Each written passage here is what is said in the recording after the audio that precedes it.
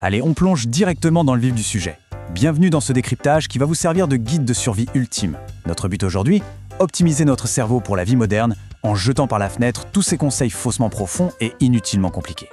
On va décortiquer des stratégies très directes, presque des codes de triche, pour acquérir une vraie intelligence pratique, se forger une personnalité que les gens n'oublieront pas et même naviguer dans nos décisions morales. Bref, c'est une exploration fascinante de la façon dont notre esprit fonctionne vraiment quand on arrête d'écouter les clichés. On a tous déjà ressenti cette énorme frustration, n'est-ce pas ?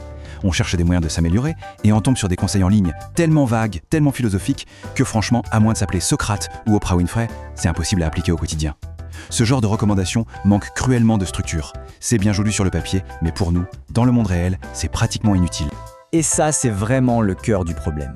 D'un côté, on nous bombarde de petites astuces miracles, genre manger des myrtilles pour booster sa mémoire, ou écouter du Mozart pour devenir un génie.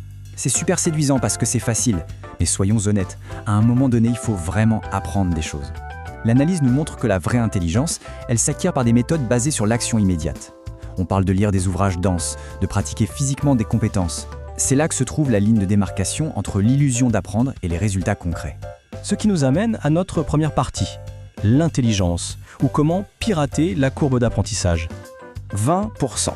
C'est notre chiffre magique, c'est la règle d'or de l'efficacité. L'idée, c'est que pour maîtriser 80% d'une compétence pratique, il vous suffit en fait d'acquérir seulement 20% des connaissances fondamentales de ce domaine. C'est le principe même de la courbe d'apprentissage. Vos progrès initiaux sont absolument massifs avec un minimum de pratique, à la seule condition que cette pratique soit ultra ciblée et intentionnelle. Alors, la vraie question, c'est comment on convainc notre cerveau de retenir ces fameux 20%.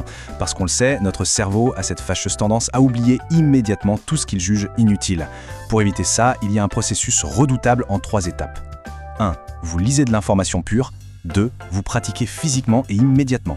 Par exemple, vous venez de lire un truc sur des techniques d'organisation, allez ranger une pièce dans la foulée. Et 3, si la pratique physique est impossible, vous simulez mentalement. Disons que vous lisez un tutoriel pour redémarrer une voiture avec des câbles. Vous devez visualiser chaque étape en vous imaginant bloqué sur le bord de l'autoroute sous la pluie. Ça crie à votre cerveau « Hey, retiens ça, c'est une question de survie ». Donc, la meilleure source pour trouver cette information pure, ce n'est absolument pas une petite vidéo divertissante sur Internet que vous aurez oubliée dans 1 heure. Non, le niveau ultime de l'apprentissage, ce sont les manuels scolaires. Je sais, ça a l'air ennuyé à mourir, mais écoutez bien. Pourquoi les manuels ? Parce qu'il n'y a aucun superflu. Personne ne vous prend par la main. C'est de l'information pure, concentrée à 100%, qui vous force à pratiquer avec des questions à la fin du chapitre. Ça simule des enjeux importants, exactement comme un examen, et ça oblige votre mémoire à s'engager pour de vrai. On passe maintenant à notre deuxième partie, la personnalité et ce qu'on appelle la méthode du pic. Bon, il faut qu'on se dise les choses en face. Le fameux conseil « soyez simplement vous-même », c'est souvent la pire chose à entendre. Comme le fait remarquer notre source avec beaucoup de justesse, c'est presque de la propagande pour extravertis. Se contenter d'être soi-même, c'est génial si vous êtes naturellement charismatique et le roi de la fête. Mais pour quelqu'un d'un peu plus réservé, qui a peur de paraître ennuyeux, ça ne mène nulle part. Il nous faut une approche beaucoup plus calculée. Et c'est exactement là qu'intervient la méthode du pic. C'est une technique directement inspirée des recruteurs des plus grandes universités américaines pour repérer les profils qui sortent du lot. Le concept est d'une simplicité redoutable. Vous développez une hyperfixation et vous acquérez une expérience extrêmement poussée dans un sujet de niche. Notre source donne un exemple assez dingue, le nettoyage à haute pression des allées de garage. Si plongé à fond, ça vous démarque immédiatement des 99% restants de la population. La façon de procéder est brillante. Étape 1. Trouvez-vous un intérêt de niche, même si ça semble complètement banal ou bizarre. Étape 2. Accumulez tellement de connaissances dessus que vous atteignez le top 1% d'expertise. Étape 3. Vous utilisez ça comme votre carte de visite quand vous rencontrez de nouvelles personnes. D'un seul coup, au lieu d'être juste une personne sympa mais sans passion évidente, vous devenez l'expert mondial du nettoyage haute pression ou le pro absolu de Minecraft de votre groupe. Ce pic d'intérêt devient votre signature, ce qui fait qu'on se souvient de vous. Mais attention, alerte rouge, posséder une connaissance de niche, c'est génial, mais l'utiliser n'importe comment, c'est catastrophique. D'un côté, vous avez l'erreur classique, l'intervention pédante.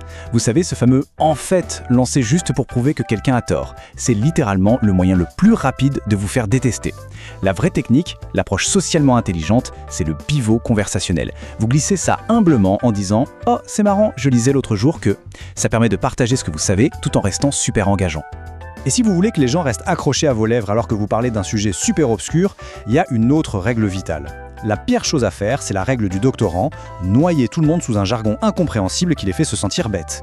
À la place, utilisez la règle de Bill Nye, le fameux vulgarisateur scientifique. Les gens écouteront avec fascination n'importe quel sujet, même le plus pointu, tant que vous l'expliquez avec des mots de tous les jours et des analogies limpides. C'est la clarté qui vous rend fascinant, pas les mots compliqués. Ce qui nous amène à notre troisième et dernière partie, la moralité, ou la calculatrice de l'instinct. Pour bien comprendre ça, on doit passer par le fameux dilemme du tramway. Imaginez, un tramway hors de contrôle fonce vers 5 personnes bloquées sur les rails. Vous avez un levier à côté de vous. Si vous le tirez, le tramway change de voie et ne percute qu'une seule personne.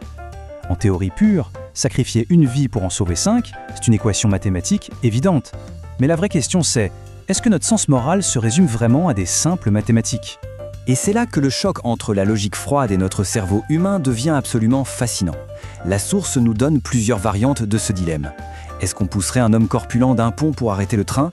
Est-ce qu'on dévierait le train vers un type qui fait la sieste dans son hamac ? Ou pire, est-ce qu'on prélèverait les organes d'un patient en bonne santé pour sauver 5 malades ? Si on écoute les mathématiques académiques, la réponse est toujours oui. 1 contre 5, le compte est bon. Mais si on écoute notre instinct, la réponse est un non massif et viscéral à presque toutes ces options. Notre esprit rejette complètement cette froide équivalence numérique. Alors pourquoi un tel décalage ? Eh bien c'est parce que notre instinct est en réalité une calculatrice morale d'une sophistication incroyable. Quand il hurle « non », c'est parce qu'il vient de calculer une tonne de variables à la vitesse de la lumière. Il évalue si la victime potentielle était déjà impliquée dans la situation de danger ou si elle se mêlait juste de ses affaires, comme le pauvre gars dans son hamac. Notre instinct refuse de sacrifier des innocents de manière injuste. Et en plus de ça, il est hyper pragmatique. Pousser quelqu'un d'un pont, physiquement c'est risqué et ça peut rater, comparé au simple fait de tirer un levier. Notre intuition est bien plus équitable et ancrée dans le réel que la simple théorie académique.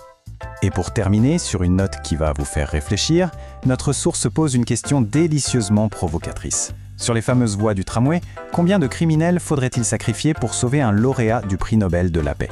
Face à ça, l'analyse sort la carte de l'humour cynique en suggérant qu'on devrait peut-être laisser le tramway écraser le prix Nobel de toute façon, juste pour avoir l'opportunité de s'enfuir avec la précieuse médaille en or.